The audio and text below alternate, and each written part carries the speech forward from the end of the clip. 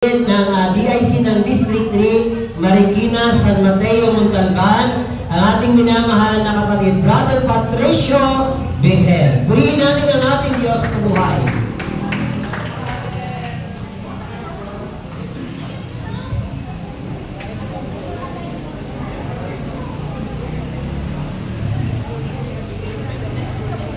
Pinagpalang hapon ho sa inyong lahat. Nangyayaan mo muna kayo tumayo, mga mahal kong kapatid ni Jesus. Manalangin tayo sa ngalan ng Espiritu Santo. Amen. Ang maraming Diyos, manalang dakila, maraming salamat po sa pagkakataon na ito na kami yung tinipon para sa espesyal na araw na ito.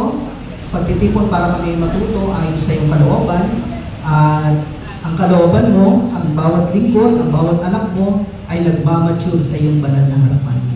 Kaya sa pamagitan ng kapangyarihan ng Espiritu Banal ay turuan po kami ayon sa iyong nais, patnubayan kami ayon sa iyong kalooban, at paunawaan namin ito hindi sa sarili namin kaalaman at kakayahan, kundi sa karunungang nagmumula sa iyo.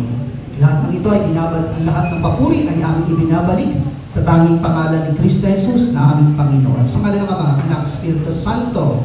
Amen. At tumahayan po natin, mga mahal kong kapatid, ang pagbasa ng salita ng Diyos mula sa sulat ni Apostol San Pablo sa mga taga-Galacia, kabanata ay 6, kabanata ay 5, talata 16 hanggang 17. Galatians chapter 5, verse 16 to 17. What I say is this: let the Spirit direct your lives, and you will not satisfy the desires of human nature. For what our human nature wants is opposed to what the Spirit wants, and what the Spirit wants is opposed to what our human nature wants. These two are enemies, and this means that you cannot do what you want to do. Ito ang sinasabi ko sa inyo, ang Espiritu ang gawin ninyong patnubay sa inyong buhay at huwag ninyong susundin ang pita ng laman. Sapagkat ang mga pita ng laman ay laban sa mga ninanasa ng Espiritu, at ang mga ninanasa ng Espiritu ay laban sa mga pita ng laman. Magkalaban ang dalawang ito, kaya hindi ninyo magawa ang ibig ninyong gawin. Mga kapatid ni Jesus, ang salita ng Diyos. Pwede na ho kayo pansamantala, mga kapatid ni Kristo, magsipalampang ulit. Okay, muna ho kayo. Salamat po sa pagkakataon na po ay naniyahan para sa pagbibigay na upanayaw na ito ng overcoming the flesh. Alala ko ho, mga kapatid ni Jesus, may isang pagkakataon na lahat kaming mga DIC pinalitan. That time, DIC po ko ng District 5. So lahat kaming DIC ay nireplace, pinalitan ng mga first time talagang iuhubugin na bagong mamumuno, no, sa mga area. So kami naman ho ay nilagay bilang mga assistants para mag-mentor ho sa kanila. Siyempre, hindi ho maiwasan ang mga guro-guro, mga kanya-kanyang espekulasyon at kanya-kanyang mga nasasabi. At mayroon ng isang pagkakataon na may worker na nagtanong sa akin, Brother Pat, okay lang ba sa'yo na pinalitan ka bilang DIC at naging assistant ka? Alam niyo, sagot ko, mga kapatid kay Kristo, okay na okay lang ho sa akin. Una, hindi naman ho ako ang dapat na susunod. Hindi ko pwedeng pairali ng aking mga gusto at ibig. Sapagkat ako'y alipin ng Panginoon Diyos. Amen? Kapag pinapairal ko na ang gusto ko at ibig ko, mas malamang hindi na ako alipin. Ako na ang siyang Panginoon. Amen? Pakitanong ang inyong katabi, sabi niyo, kapatid, sino ang Panginoon sa buhay mo? Si Jesus o ikaw? Pumalakpak ang mga Panginoon ay ang sarili. Okay, punta tayo. Overcoming the flesh. Para maunawaan natin ho ang concept ng flesh, kailangan ma-identify natin ang katuturan nun. No? Si San Pablo Apostol, sa kanyang sulat, sa English version, sa ating pagbasa, Galatians chapter 5, verse 16, "What I say is this, let the Spirit direct your lives, and you will not satisfy the desires of human nature." Dalawang salin ang ginamit, human nature and human flesh. The flesh, desires of the flesh. Sa Tagalog, nagkakaisa ang salin, pita ng laman. So para ma-identify natin at ma-overcome natin ang pita ng laman, identify natin yung concept o ang katuturan nun. By the way, to sum up, yung first 4 talks ng BCM ay tumatalakay sa elemento na kailangan ng mga lingkod, mga anak ng Diyos, mananampalataya ng Diyos. Kaya naroon yung loving God, Christian love, faith and guidance. That 4 elements na importante sa buhay ng mga anak ng Diyos. Ang susunod na 4 na topics ay tumatalakay sa mga problemang nai-encounter ng mga anak ng Diyos. Unang-una na yung nakaraan dito sa ating o bagong sinundan ko ay yung world and Christian community. Isa sa ating problema na encounter ay ang mundo sa libutan na ating kinabibilangan. And may solusyon ang Diyos doon. Anong solusyon niya? Magtatag ng komunidad ng mga mananampalataya, ng mga Kristiyano, ng mga pinag-aarian ng Diyos. Second problem ay itong ating tinatalakay, ang flesh, pita ng laman. So pag-usapan natin ano ang katuturan at ano ang misconception regarding sa salitang flesh. Ang flesh, mga mahal kong kapatid, ay hindi, tandaan nyo, pakinggan nyo maigi, ang flesh ay hindi tumutukoy sa katawan ng tao. Bagaman tayo ay binubuo ng katawan, spirito at kaluluwa, body, spirit, and soul, ang flesh ay hindi tumutukoy sa katawan per se. Amen? Mayroon pong grupo ng mga early Christians, kung tawagin ay Gnostics. Ang kanilang mga prinsipyo, mga principles, ay yung Gnosticism.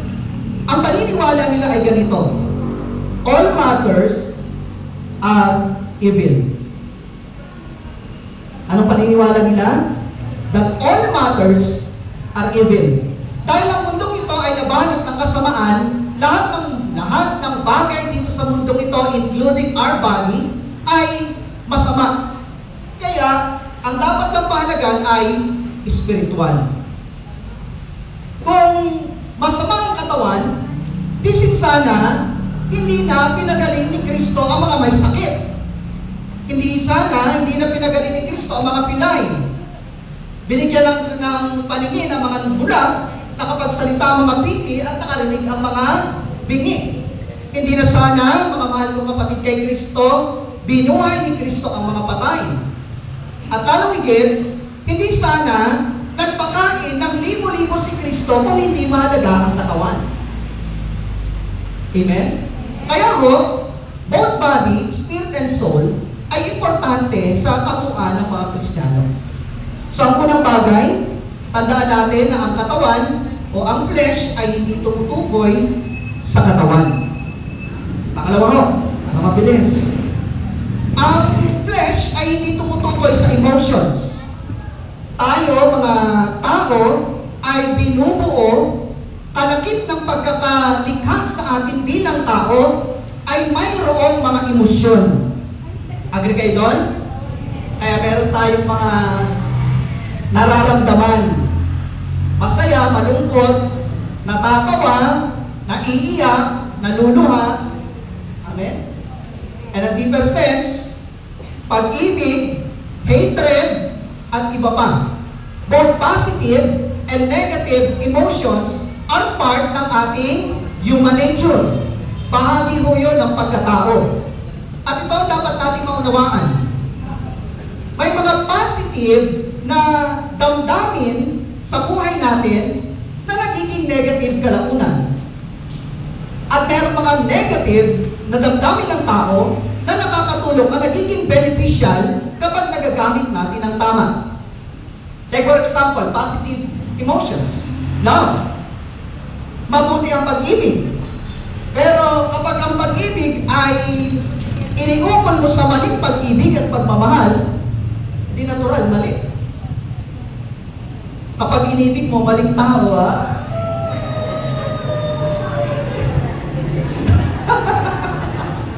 hindi natural, mali. Amen? Amen? Mabuti ang pag-ibig. Pero dahil nami-misled tayo, namamali tayo sa pag-ibig.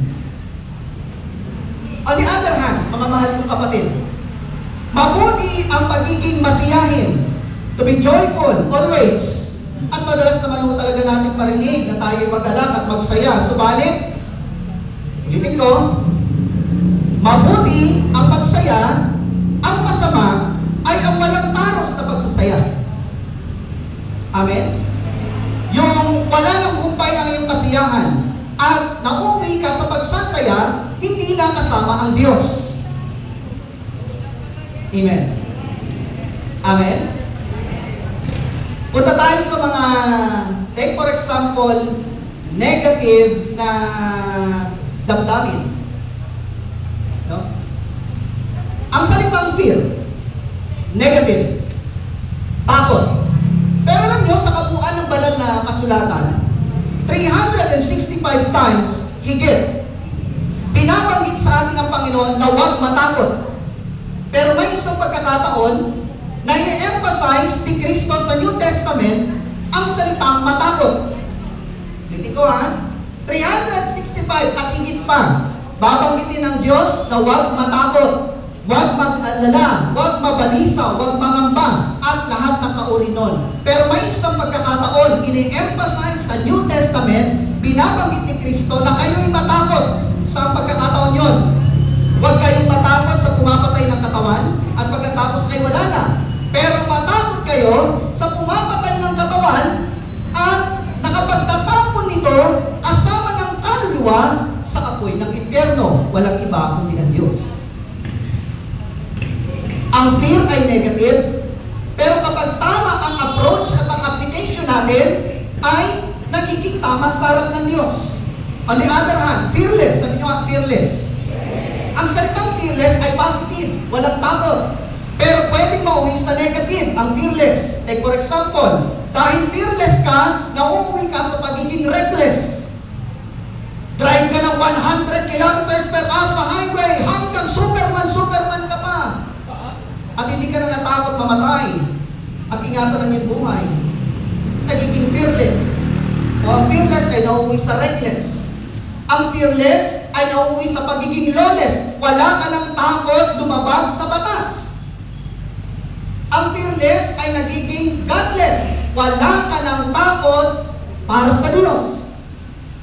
Kaya ang fearless ay positive, but eventually, it could lead you into negative. Gets so ninyo? Kaya bilang mga Kristiyano, dapat ma-identify natin ho. Pangalawang bagay, ang emotion ay hindi ang flesh ay hindi tumutukoy sa emotion. Pangatlo, sexual desire. The most common misconception about flesh, sexual desire. Sabihin nyo sex. Ang sex ay nilikha ng Diyos. Banal, mabuti, kalugod-lugod. Ulitin ko banal, mabuti, at kalugod-lugod. Ito ang major purpose, procreation. Bahagi ng pagpapadami at pagpapalaganap ng tao. Biyaya ng Diyos. Amen? Kung ito'y mabuti, ito'y nilikha, ito'y galing sa Diyos, banal, kalugod-lugod, ang paghahangad ng sexual desire, yung paghahangad, ay mabuti rin. Banal din ang kalugod-lugod. Pero kailan nagiging mali ang bagay o ang sexual desire? Una, alalahanin natin, nilikha ng Diyos ang sex para, unang-una, primarily, sa mag-asawa. Secondary, para sa babae at lalaki. Kailan nagiging mali ang sex at ang sexual desire? Una, kapag hindi mag-asawa. Pangalawa, kapag babae sa babae, lalaki sa lalaki. It opposes the design of God. Amen? Kaya, ang sexual desire ay hindi tinutukoy, o ang flesh ay hindi tumutukoy sa sexual desire. Kaya huwag kayong matakot at huwag kayong mahiya kung kayo ay nag-aasam sa inyong asawa. Ang mahirap, asawa lang may asawa. Amen? Yun ang mahirap. Pasok po tayo. Sa concept, sensya na kayo, nabibisaya ko ako. Concept. Pasok tayo sa concept ng flesh. At paano natin ma-overcome ang flesh. Ang flesh, mga mahal kong kapatid, na binabanggit ni St. Paul, ay tumutukoy saan? Sa kalikasan ng taong malayo sa Diyos. Umaayaw sa pag-aari ng Diyos. Tumatanggi sa kapangyarihan ng Diyos at lumalaban sa kalooban ng Diyos. Ganun lang kasimple ang flesh. Anong ibig sabihin at anong katuturan ng flesh? Anumang bagay, anumang pagkakataon na pinapairal natin ang ating sariling gusto, sariling nais, sariling ibig na lumalaban at kumukontra sa ibig at kalooban ng Diyos, na uuwi tayo sa flesh. Ang mga workers, makaka-relate po kayo dito. Taas ang kamay ng mga workers.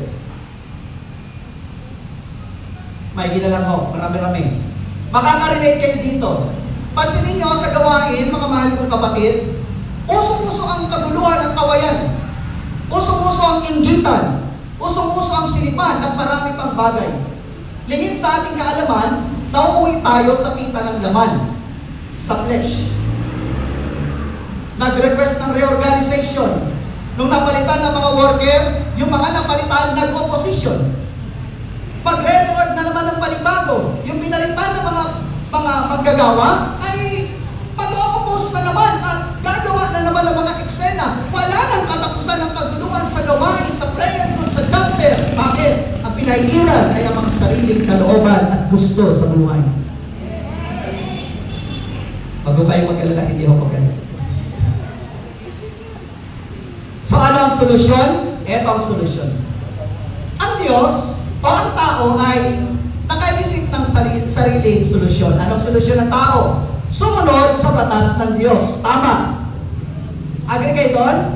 Naisip ng tao sumunod sa batas ng Diyos, sa kautusan ng Diyos. Ang problem, napatunayan sa buhay ng tao na hindi siya makatupad ng kautusan ng Diyos. Si Santiago Apostol ay mayroong babanggitin. Ano sasabihin ni Santiago Apostol?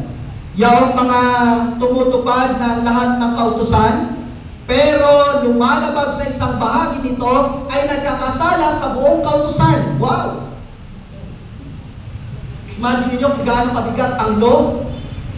Isang bahagi, isang bagay, isang part ng law na hindi natin makomply, eventually we cannot comply sa entire law. Ganun kabigat ang law.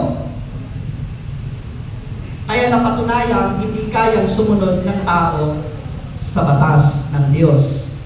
Until, nagpadala ang Diyos ng isang tutupad nito. Sino? Si Kristo Jesus. Kaya si Kristo tumupad ng lahat ng kautusan. Naparito ako, hindi para mawalang bisa ang lahat ng kautusan, bagkos tuparin ang lahat ng mga iyon. Kaya si Kristo, ang ipindala ng Diyos, ang siyang unang higit sa lahat nakatupad ng kautusan ng Diyos. So dahil sumablay ang solusyon ng tao, mayroong panibagong solusyon ang Diyos sa atin. Iminumungkahi sa atin ng ating pagbasa. No?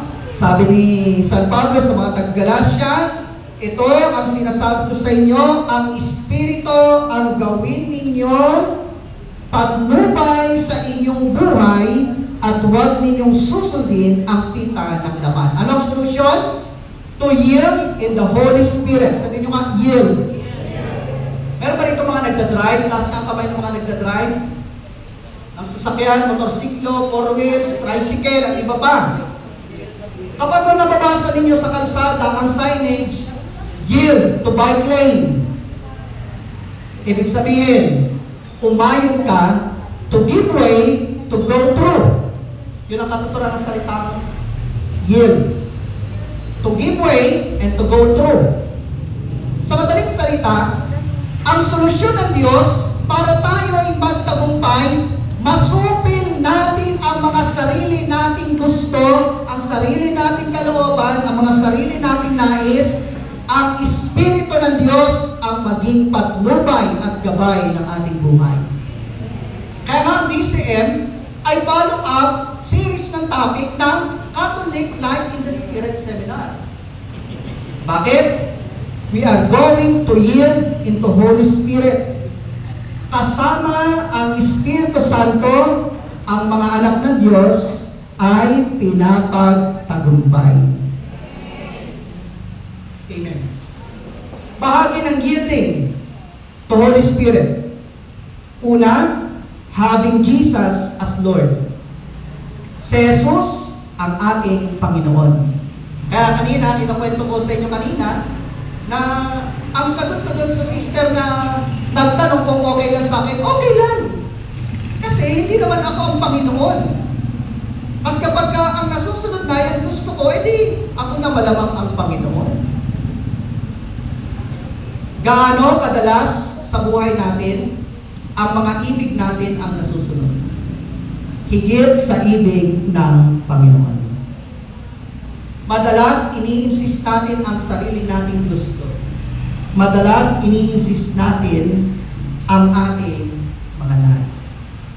Kaya para magtagumpay, masupil natin ang sariling kalooban, alalahanin natin, si Kristo ang dapat matupad o masunod sa ating buhay. Pangalawang bahagi ng yielding into Holy Spirit, pananampalataya or faith. Bahagi ng pag-ayon natin sa kapangyarihan ng Espiritu Santo ay ang mamuhay tayo sa pananampalataya. Maging bukas o maging buhay ang ating pag-asa, ang ating paniniwala at pagtitiwala sa Panginoong Diyos. Pag-asa, paniniwala, at pagtitiwala sa ating Panginoong Diyos. Naalala nyo, madalas sabihin ng Panginoon, ang madalas ipag-alala ng mga tao sa buhay dahil ang totoo, kulang sa pananampalataya at walang pananampalataya. Bakit natin pinaiiral ang mga gusto natin? Kasi kung minsan nawawalan tayo ng pagtitiwala sa Diyos. Nawawalan tayo ng pananampalataya sa Diyos.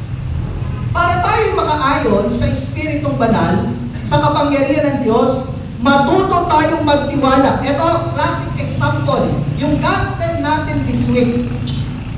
Sabi ng Panginoon sa mga alagad, kung pumalaot kayo at ihulog niyo ang mga lambat nang kayo'y makahuli. Anong sagot ni Simon Pedro? Guro, magdamag ho kaming ng isda at wala kaming nahuli. Pero dahil sa sinabi ninyo, iuhulog namin ang lambat. Anong naging bunga, naging resulta? Napakaraming ani at napakaraming huli sa ganang biyaya ng Diyos. Anong susi nila? Ang kanilang pagtitiwala. Bago sila sumunod, nakapakinig at nagtiwala. Tandaan mo natin, hindi tayo makasusunod ng tama kung hindi tayo nakikinig ng tama at hindi tayo nagtitiwala ng tama sa harap ni Yahweh El Shaddai.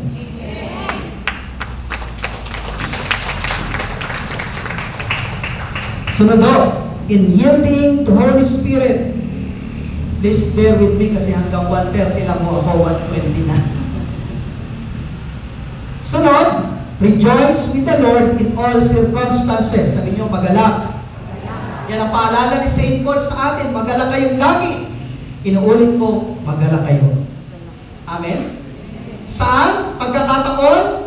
In all circumstances. Matutuhan naman natin laging magalak kasama ang Diyos, anumang kabigatan, anumang pagsubok, anumang kahirapan ng ating buhay.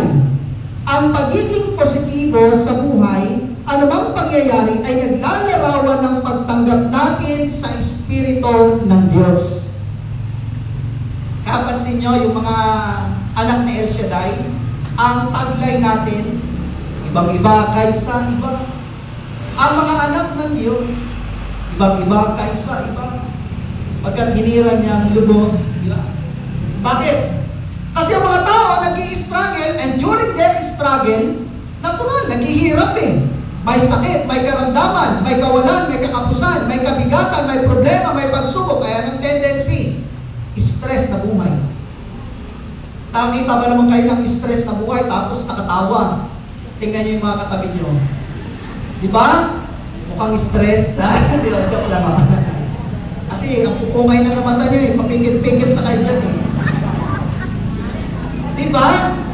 Mga nakangiti, mga masaya, kahit may problema, kahit may pagsubok, kahit may suliranin, huwag ka mga mahal kong kapatid kay Kristo. Ang daming pinagdaraanan sa buhay. Naalala ko yung isang sister natin, nagkwento siya, sabi niya, Brother Pat, alam mo ba kapag sinasabi mo na pinagpalit sa malapit, tinatamaan ako. Sabi ko, bakit to? Kasi ako literal, pinagpalit ako sa malapit. Bakit? Kasi pinagpalit ako ng asawa ko sa kapitbahay namin. Gusto mahabagin mga mahal kong kapatid. Araw-araw na ginawa at nilikadan Diyos, nakikita niya ang asawa niya, masaya sa piling ng iba. Alam niya, sabi niya mga mahal kapatid, alam mo Brother Pat, ang sakit-sakit sa kalooban, ang sarap manggulo, ang sarap manggera. Pero salamat na lang, nakilala ko si Yahweh El Shaddai, natutunan kong magpatawad, natutunan kong magparaya, natutunan kong maging maligaya sa kabila ng aking kalalagayan sa buhay. Tingnan niyo yung mga katabi niyo. Pangiti-ngiti lang yan, maraming pinagdaraanan yan.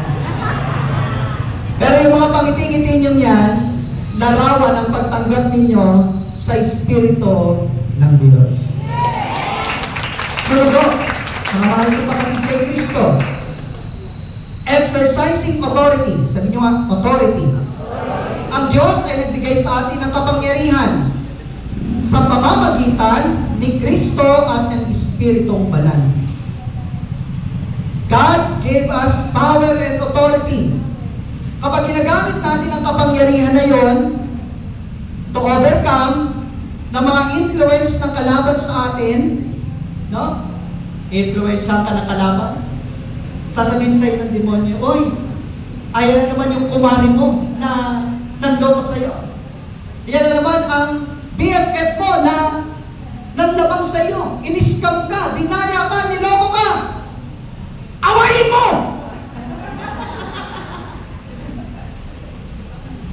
Pero kapag may kapangyarihan tayong Espiritu ng Diyos, hindi ba natututunan nating magpigil? Hindi ba natututunan nating magparaya? Natututunan na natin magpatawad. And every time we express and we use the power and authority over us, ay naglalarawan din ho mga mahal kong kapatid, at dinideklaran din ng ating buhay, si Jesus ay nagtagumpay na at tayo rin ay pwede rin magtagumpay sa tulong niya at tulong ng Espiritong Banal. Amen? Amen. Kaya sabihin niyo kapatid, alalahanin mo, may kapangyarihan ka. Amen? Pero ang kapangyarihan na yon, hindi para manlamang ng kapwa, hindi para dayain ng iba, hindi para abusuin ang mga maliliit. Ang kapangyarihan na yon ay ginagamit tungo sa kalooban ng ating Panginoong Diyos. Kasunod, dealing with our resentments. Sabi nyo nga, resentments. Sa Tagalog, sama ng loob. Ayan. Sama ng loob, galit, hinanakit, tampo, at lahat ng mga kauri nito. Kanina tinatalakay natin, mga mahal kong kapatid, yung positive and negative emotions ng tao. Ang galit ay negative emotion ng tao. Pero kailan ito nagiging mabuti? Take for example, magulang na nagagalit sa anak dahil naglakwat siya, nag-cutting classes, nagsinungaling. Amen? Negative, pero ang tamang approach sa harap ng Diyos, nagiging positibo. Amen? Ngayon, anong galit ang tinatalakay? Kaugnay ng resentment. Yung galit na nagiging destructive. Nagalit ka sa anak mo, given, nagsinungaling, nag-cutting classes, nagbako, ayaw mag-aral. Eh sa galit mo, kumuha ka ng tubo, hinampas sa ulo, bago ka mundo. Napatay. Nabugbog. Nawala ng buhay. Bakit? Ang pinagmulan, ang galit. Kaya, pinapaiwas tayo ng Diyos bilang mga anak ng Diyos sa mga resentments. Sama ng loob, galit, hinanakit, tampo, at lahat ng kauri nito. Gaano man tayo nasaktan ng kapwa? Gaano man tayo pinahirapan ng iba? Gaano man tayo inalipin, kinawawa, inabuso ng iba, palayain natin ang sarili natin sa lahat ng uri ng resentments. Sa dinami-dami ng itatanim, sama pa ng loob ang itinanim nyo. E di natural, anong bunga? Di masama rin. May sana kung ang itinanim, gulay, di namunga ng gulay. Halaman, di magandang kapaligiran. Puno, di maganda sana ang effect. Eh kaya lang, ang tinanim sa ating sarili, sama ng loob, hinanakit, galit, tampo, at iba pa. Kaya ang epekto, masama rin. Kaya yung mga mukha natin, sumasama din. Tingnan niyo mga katabi niyo. Ang gaganda, di ba? Di ba? Pumalakpak! Ang hindi maganda. Kaya pumalakpak ako, mga magaganda. Mga magandang anak ni Yahweh Shaddai, mga magandang babae anak ni Yahweh Shaddai. Ayun na lumalapit na yung MC. Sunod ho, Christian community. Malaki rin ang naitutulong ng Christian community. Kanina, tinatalakay ang Christian community bilang tugon ng Diyos, solusyon ng Diyos sa problema natin sa mundo. Amen? At anong na-emphasize doon? Kung saan dako, saan lugar, saan man naroon na kinikilala paghahari ng Diyos, nananampalataya sa Diyos, naniniwala sa Diyos, kay Kristo Jesus, sa Diyos Ama at sa Espiritu Santo, it is a Christian community. At anong tulong nito? It develops ourselves. Walang nagtatagumpay sa sarili lamang. Nagtatagumpay tayo kasama ng iba. Kaya akong paalala, mga mahal kong kapatid, sa mga taga-Hebreo, pagsikapan ninyong magpalakasan sa isa't isa tungo sa pag-ibig at mabubuting gawa. Magpalakasan tayo sa isa't isa. Amen? Hindi maghilaan sa isa't isa. Amen? Hindi magkaguluhan. We have to be an inspiration to each other. Hindi mag-source ng desperation sa isa't isa. Sabi ko sa inyo katabi kapatid, inspiration ba ako sa iyo?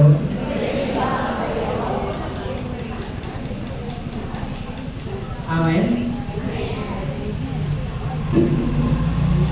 Kaya tayo ho, bilang mga Kristiyano, ang laging paalala ng Diyos, mag-ibigan kayo. Amen? At ang pag-ibig ngayon sa isa't isa, ang lalong humuhubog sa ating buhay para mamuhay sa kalooban ni Yahweh. Last but not the least, patience. Sa kahulihan, kailangan nating taglayin ang virtue ng pagtitiyaga, pagtitiis. Alalahanin natin, Ang Diyos ay may sariling panahong iniakda. Amen? Maaaring may pagbabago ang isa sa mabilisang anyo, mayroon namang pagkakataon na kailangan ng proseso ng panahon. Pero ang panahon na yon, ayon sa iniakda at itinakda ng Panginoong Diyos. Matutuhan nating magtiyaga, matutuhan nating magtiis sa lahat ng bagay. Ang pagtitiyaga at ang pagtitiis ay bahaging kalakip ng biyaya ng Diyos sa tulong ng Espiritu Santo. To sum up, mga mahal kong kapatid, balikan natin, ang flesh ay hindi tumutukoy sa katawan, hindi tumutukoy sa emosyon, hindi tumutukoy sa ating mga sexual desire. Pero kailan nagiging masama ang katawan, ang emosyon, at ang sexual desire? Kapag mali ginagamit ng tao. Sa maling paraan ginagamit ng tao. Sa maling expression ginagamit ng tao.